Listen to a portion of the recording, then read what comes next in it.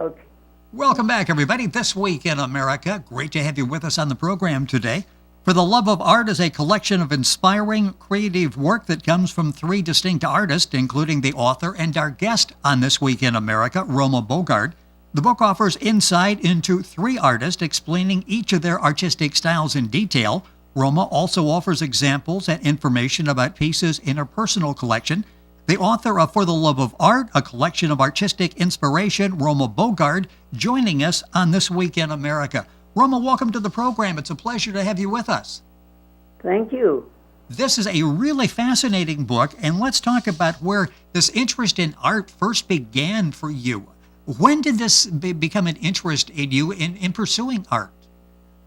Well, as I came from a small area that in junior school, did not have an art instructor. So I sort of got into art and wanted to be an interior decorator. And so in Milwaukee, they have this Leighton School of Art, and I went to it, and they had a department for that, and I thought, that's what I want to do. I want to be an interior decorator. So I signed up, and signing up there, you had to be an artist also. And they would give you things to draw and things to say. Yes. Before they would take you as an artist and so forth. And I had not thought about writing at that time, but I took years of studying and wanted to learn more about art because I didn't understand it. And maybe it was about 9 years of learning experience, and so then I said, gee, I should share my learning experience with others so that it would be easier for them to understand art. Yes. And all of those things that I studied and learned, I thought that would be great. And as I thought about it, I thought, well, why don't I divide art into three different categories? And so in my mind, I decided that is what I was going to do. So I went for, called it representational art, which is everything you see, everything you,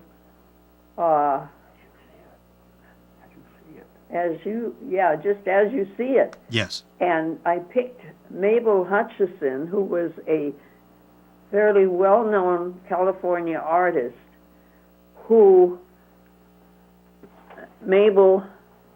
I picked Mabel to be my representational artist, mostly because I love the way she interpreted the ordinary. Her creativity goes far beyond the average view of life.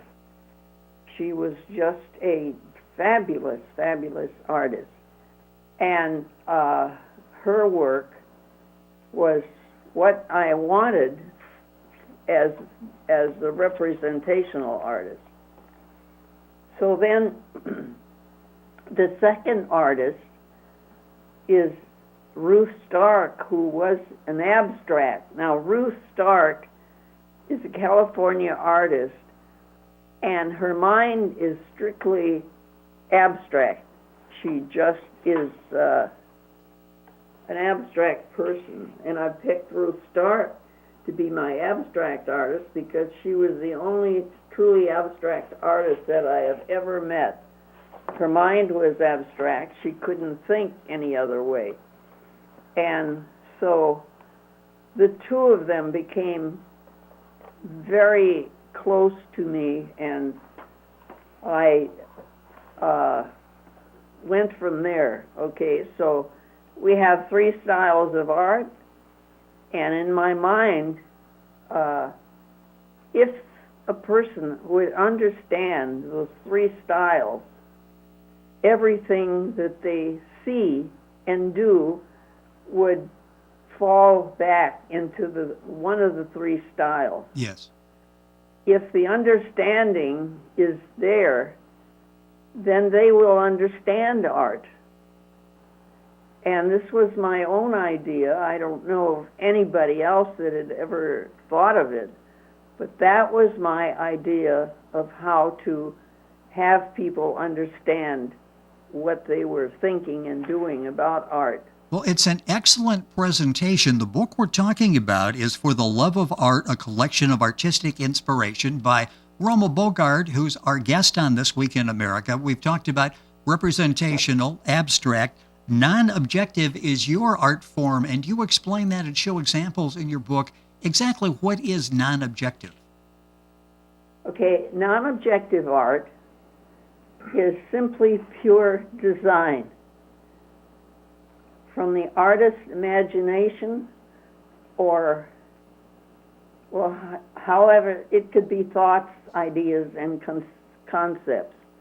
It just comes within. It is not, mostly, there's no subject or no object in non-objective art. It's pure design.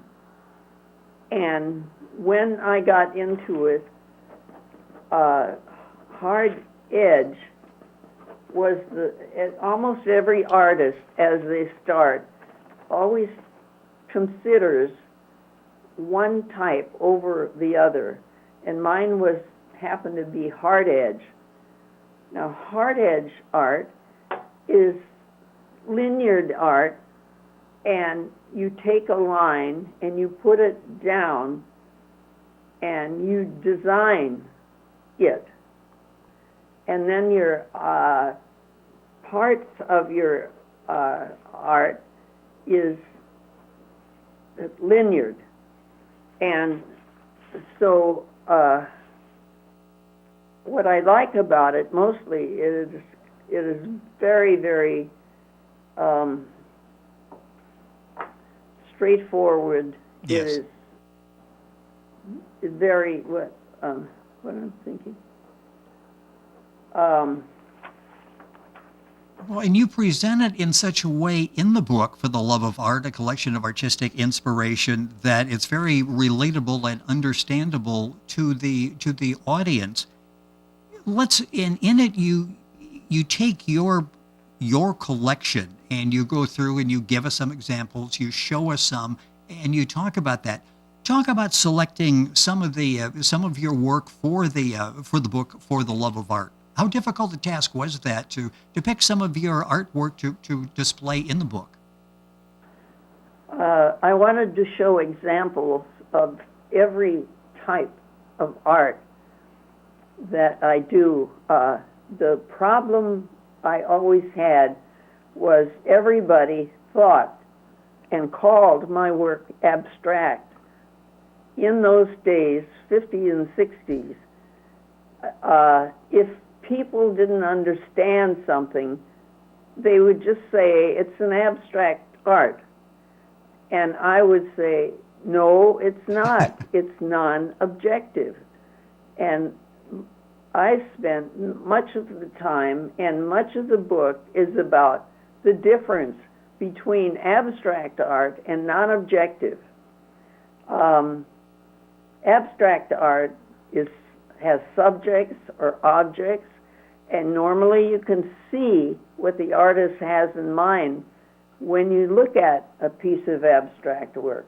Non-objective art is simple, pure design, created from the artist's imagination or subconscious. However, it also can be thoughts and ideas. And so my whole idea was to put it down in in hard edge style. Most of my paintings, in fact, I would say all of my paintings, start with a hard edge design, which is the background. The large areas of a painting would be the background first. Yes. And then I would add things to it or change it or in some way and make it interesting.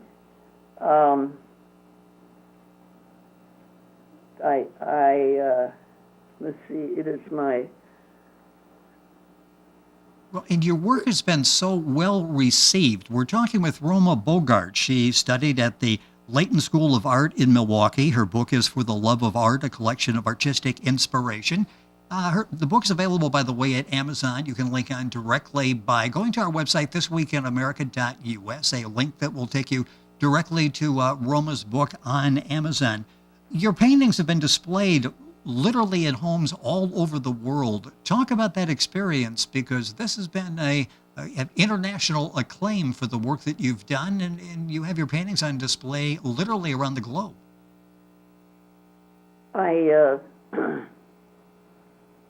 I'm very close to my art. What I do, each artist has his or her interpretation, and that's what we work for and with.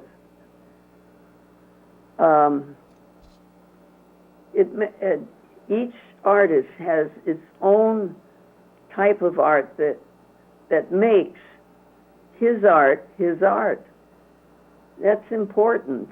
Yes. His art, his art. It also makes each artist an individual artist. And that's why we make art. That's why we appreciate art so much, because individual art is all one different from the other. And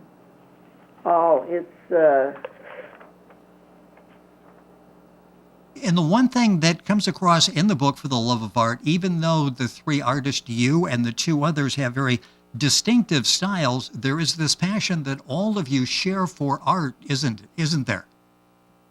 We have become friends and love each other very much.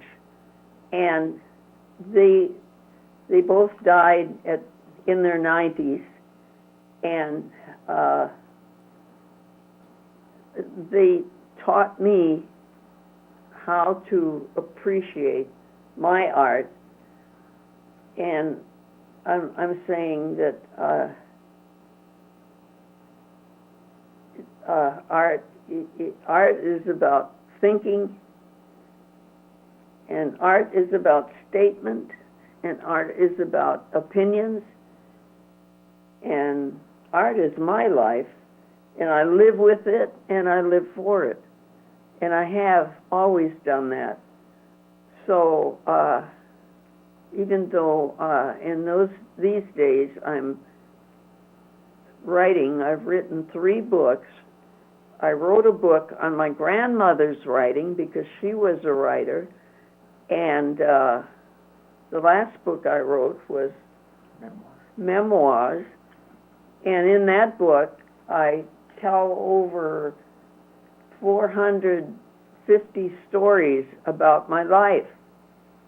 And my life has been very interesting because I've been in many, many countries, and all through those countries I had gotten ideas about art and how their art was, and that made my mind very, Yes. Well, you are, in all of that knowledge that you've gained with all of the travel, with all of the years in art, comes through in the book For the Love of Art, a collection of artistic inspiration by Roma Bogard. That's Bogard. The book's available at Amazon, our guest on the program.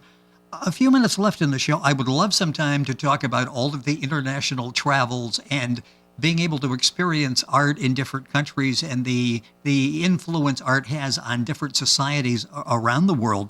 You can pick up the book, as I say, For the Love of Art. It's available at Amazon.